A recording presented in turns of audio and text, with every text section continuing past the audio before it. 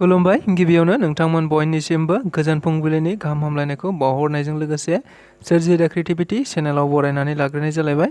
दिनै 14 अक्ट'बर 2023 मायथाइनि माखासे गोनांथार खौरांफोरखौ बर' रावजोंनो नोंथांमोननि सिगाङाव फोरमायथिना होनो आवगायनाय जालायबाय। नोंथांमोनहा नायनानै जुदि मोजां मोनोब्ला लाइक खालामगोन, शेयार खालामगोन होनना आसा खालामबाय। लोगोसे चेनेलाव गोदान फैदोंब्ला आरो सानफ्रामबोनि बेबायदि गोनांथार खौरांफोरखौ मोनबाय थानो लुबैदोंब्ला चेनेलखौबो जाहाथे साबस्क्राइब खालामनानै लायो बेखौनो गुरै खावलायनाय थाबाय। बिदिब्ला जोङो दिनैनि माखासे गोनांथार खौरांफोरखौ खोनासंलांदिनि। बारग' NLFB बिसावरायगोरा एबा MCLA अमर बसुमतारी बिथाङा बारग' NLFBफोरनि थाखाय फोरमान बिलाइ होनो फोसावनायखौ मिथिनो मोननाय जादों। थारैनो जों बयबो मिथिगौ दाखालि थांनाय 7 अक्ट'बर खालि फोसावजानाय आसाम सरकारनि आसाम पुलिसाव थिसनथाइ मोननांगौखौ नोजोर बोनानै बे खौरां मेलखौ लानायखौ नुनो मोननाय जादों। मिथिनो मोननाय बायदिब्ला देग्लाय 2023 मायथाइनि जानो गोनां आसाम पुलिसाव थिसनथाइ, बे थिसनथाइयाव बारग' NLFBफोरनि थाखाय मोनसे खथा थिखानानै दोननाय जादों, जेराव बारग' NLFBफोरा जायफोरा बैसो दं, जायफोरा गोसो गोनां बिथांमोनहा एप्लाइ खालामनानै आसाम पुलिस बिफानाव थिसनथाइ लानो हागोन। नंगौ, बेखौ नोजोर बोनानैनो मैया बिसावरायग्रा एबा MCLA अमर बसुमतारी बिथाङा मोनसे खौरांगिरि मेलनि गेजेरजों फोरमायथिना होनाय जादों जे जायफोरा आसाम पुलिसनि बे NLFBफोरनि थाखाय थिसनथाइ गोनां, बेयाव जायफोरा खाबु लानो एबा जायफोरा एप्लाइ खालामगोन बिथांमोननि थाखाय मोनसे फोरमान बिलाइ नांगौ जानायलाय बेनिखायनो NLFB नंमारगौना नंमारामोन बिथांमोननि फोरमानलाइखौ होनो थाखाय थि खालामनाय जादों होनना फोसावनानै होनाय जादों। लोगोसे बिथाङा फोसावनानै होनाय बायदिब्ला दिनै 14 अक्ट'बरनिफ्राय क'क्राझाराव होनाय जागोन। बेनिखायनो क'क्राझाराव जेसेबां बारग' NLFBफोर दं बिथांमोनहा दिनैहायनो लांफैनो हागोन। बेनि उनाव चिरां, बेनि उनाव बाक्सा, उदालगुरि आरो गुबुन गुबुन जिल्लाफोराव फारियै बेबायदि फोरमान बिलाइखौ होलांबाय थानाय जागोन होनना खौरांगिरिफोरनि सिगाङाव रोखायै बुंथिनानै होबावदों बिथाङा। NLFB आफादा दायो थारैनो फेक्सनाव गावस्रामारबाय होनना रोखायै मिथिनो मोननाय जादों। नंगौ, बे बाथ्राखौ रोखायै मिथिनो मोननाय जादों मैया NLFBनि मोनसे फेक्सन बिबख'आ गावनि माखासे सेंग्राफोरखौ लानानै खौरांगिरि मेल होनायनि गेजेरजों। मिथिनो मोननाय बायदिब्ला NLFB आफादा थांनाय 2020 मायथाइयाव दाजादोंमोन, जायखौ बख' बिथाङानो दादोंमोन होनना मिथिनो मोननाय जादों। लोगोसे दाखालि थांनाय 12 अक्ट'बर खालि NLFB आफादा मोनसे फेक्सन हान्जाया उदालगुरिनि सनाय डेजिनेटेड केम्पआव गावसिनि 3थि जोनोम सानखौ गाजा गोमजायै फालिनायखौ नुनो मोननाय जादोंमोन, जेराव बिथांमोनहा हाबाफारियाव बाहागो लानानै खौरांगिरिफोरनि सिगाङाव बुंथिनानै होदोंमोन दि NLFB आफादा फेक्सनाव गावाखै एबा बख'आबो गावाखै, अदेबानि बख'आ आथिखालावबो NLFBफोरजों जगाजगआव दंबाय थायो एबा सम सफैब्लानो बिसोरबो खौसेयाव फैफिनगोन होनना खौरांगिरिफोरनि सिगाङाव बुंथिनानै होनायखौ नुनो मोननाय जादोंमोन। नाथाय गुबुन फारसेथिं मैया बख'आ मोनसे खौरांगिरि मेलनि गेजेरजों NLFBनि गासै थासारिफोरखौ रोखायै फोरमायथिना होनायखौ नुनो मोननाय जादों। बिथाङा बुंथिनानै होनाय बायदिब्ला NLFBआ दाजानायाव बे थांखिखौ लानानै दानाय जायाखैमोन एबा NLFBआ सिजफायाराव सावरायनो फैनायाव बेबायदि सावरायनो होननानै फैनाय जायाखैमोन। नाथाय आथिखालाव गावस्रानानै थानाय गुबुन मोनसे NLFB आफादा दिनै मोनसे गाबोन मोनसे गोदान थांखिफोर लानानै बाथ्रा बुंबाय थानायखौ नुनो मोननाय जादों। नाथाय NLFBआ बेबायदि थांखिजों फैयाखैमोन होनना खौरांगिरिफोरनि सिगाङाव बुंथिनानै होदों। लोगोसे NLFBखौ थुलुंगा मोनहा मेडिएटर जानानै सेन्ट्रेल गभर्नमेन्टजों सावरायनो होननानै लेंनानै लाबोदोंमोन। नाथाय मिथिनो मोननाय बायदिब्ला थुलुंगा मोनहा थगायनानै NLFB आफादखौ सावरायनो लाबोनाय जादोंमोन। गुबुन फारसेजों दायो NLFBआ आबुङै सिजफायारबो नङा आरो आबुङै बेबायदि सावरायनायबो जायाखै होनना रोखायै बुंथिनानै होनायखौ मिथिनो मोननाय जादों।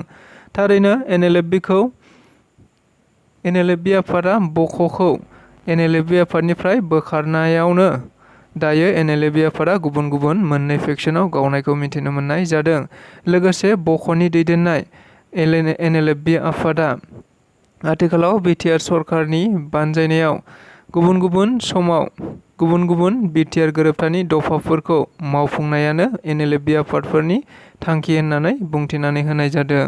थारैनो बेफोरखौ नायोब्ला आथिखालाव NLFBआ मोनफ्रोमबो खामानिखौनो रोखायै एबा थारै मावथिनो हानायखौ नुनो मोननाय जायाखिसै। नंगौ, बे बाथ्राखौ मैया बख'आबो रोखायै बुंथिनानै होखादों। NLFB आफादा दायो मोनफ्रोमबो थांखिखौ मावफुंनो हानायनि सम गैलिया एबा NLFBआ जेबो खामानिखौनो मावफुंनो हानाय नंलिया एबा NLFBआ बर' रायजो राजाफोरनि थाखाय माबा मोनसे लाबोनानै होफैनो हागोन होननानैबो हमनानै लानो हाखाला होननानै खौरांगिरिफोरनि सिगाङाव रोखायै बुंथिनानै होदों। थारैनो बिटिआरनि गाहाय मावफुं सोद्रोमा प्रमद बर' बिथाङा मैया क'क्राझार जिल्लानि बड'फा नोगोरनि ग्रिनफिल्डआव जानाय फरायसुला फरायसुलिफोरनो साइकेल राननाय हाबाफारियाव बाहागो लानायखौ मिथिनो मोननाय जादों। जों बयबो मिथिगौ, गुबुन गुबुन समाव गुबुन गुबुन बोसोराव बेबायदिनो आसाम सरकारनि बानजायनायाव थाखो 9आव फरायनाय फरायसुला फरायसुलिफोरनो फरायसालियाव गोरलैयैनो थांनो हानाय राहा खालामनाय बायदियैनो साइकेल राननाय हाबाफारिखौ लाबोबाय थानाय जादों। थारैनो मिथिनो मोननाय बायदिब्ला मैया क'क्राझार ग्रिनफिल्डआवबो बे हाबाफारिखौ लानाय जादोंमोन, जेराव थाखो 9आव फरायसुला फरायसुलि फरायबाय थानाय बिथांमोननि गासै 12,798 फरायसुला फरायसुलिफोरनो साइकेलखौ राननानै होनाय जायो होनना मिथिनो मोननाय जादों। मख'जाथावदि क'क्राझारनि अनगायैबो मैया सानसेयावनो गुबुन गुबुन जिल्लाफोरावबो बे साइकेल राननाय हाबाफारिखौ फालिनाय जादों होनना मिथिनो मोननाय जादों।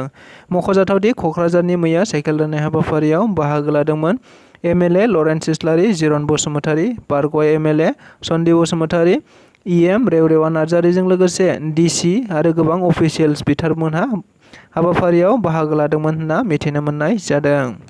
फैगौ 2024 मायथाइनि उनावनो हाग्रामा महिलारि दैदेननाय BPF दोलोआ जोबलांसिगोन। बाथ्राखौ बुंदों UPPLनि गाहाय नेहाथारि राजु नार्जारि बिथाङा।